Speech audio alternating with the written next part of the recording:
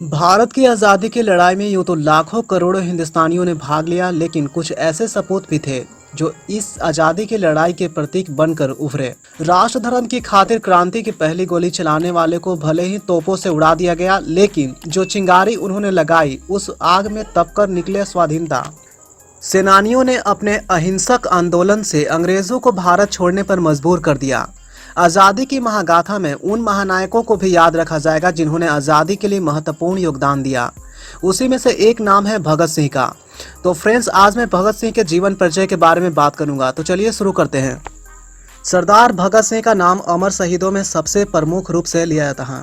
भगत सिंह का जन्म 28 सितंबर 1907 को पंजाब के जिला लायलपुर में बंगा गांव, जो अभी पाकिस्तान में है, के एक देशभक्त सिख परिवार में हुआ था, जिसका अनुकूल प्रभाव उन पर पड़ा था। उनके पिता का नाम सरदार किशन सिंह और माता का नाम विद्यावती कौर था। यह एक सिख परिवार था जिसने आर्य समाज के विचार को अपना लिया था। उनके परिवार पर आर्य समाज व महर्षि दयानंद की विचारधारा का गहरा प्रभाव था। भगत सिंह के जन्म के समय उनके पिता सरदार किशन सिंह एवं उनके दो चाचा अजीत सिंह तथा स्वर्ण सिंह अंग्रेजों के खिलाफ होने के कारण जेल में बंद थे।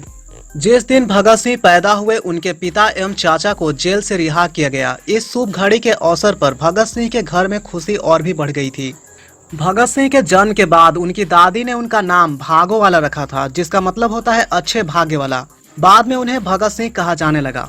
वह 14 वर्ष की आयु से ही पंजाब की क्रांतिकारी संस्थाओं में कार्य करने लगे थे। DAV स्कूल से उन्होंने 9वीं की परीक्षा उत्तीर्ण की।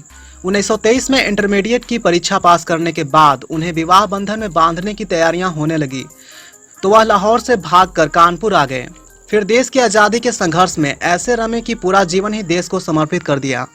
भगत सिंह देश की आज़ादी के लिए जिस साहस के साथ शक्तिशाली ब्रिटिश सरकार का मुकाबला किया, वह युवकों के लिए हमेशा ही एक बहुत बड़ा आदर्श बना रहेगा। भगत सिंह को हिंदी, उर्दू, पंजाबी तथा अंग्रेजी के अलावा बांग्ला भी आती थी, जो उन्होंने बटुकेश्वर दत्त से सीखी थी। जेल के दिनों में उनके लिखे खतों व लेखों से उनके विचारों का अंदाजा लगता है।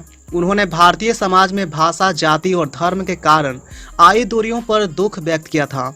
उन्होंने समाज के कमजोर वर्ग पर किसी भारतीय के प्रहार को भी उसी शक्ति से सोचा जितना कि किसी अंग्रेज के द्वारा किए गए अत्याचार को।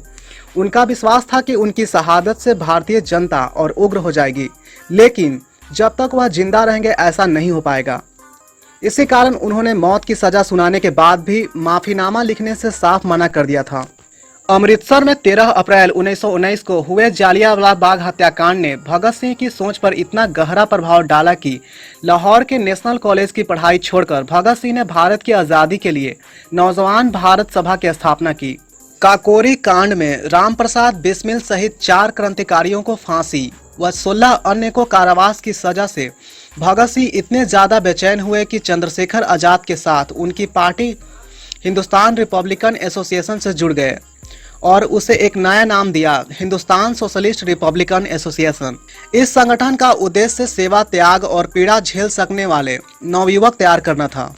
इसके बाद भगत सिंह ने राजगुरु के साथ मिलकर 17 दिसंबर 1928 को लाहौर में सहायक पुलिस अधीक्षक रहे अंग्रेज अधिकारी JP सॉन्डर्स को मारा। इस कार्रवाई में क्रांतिकारी चंद्रशेखर आजाद ने भी उनकी पूरी सहायता की।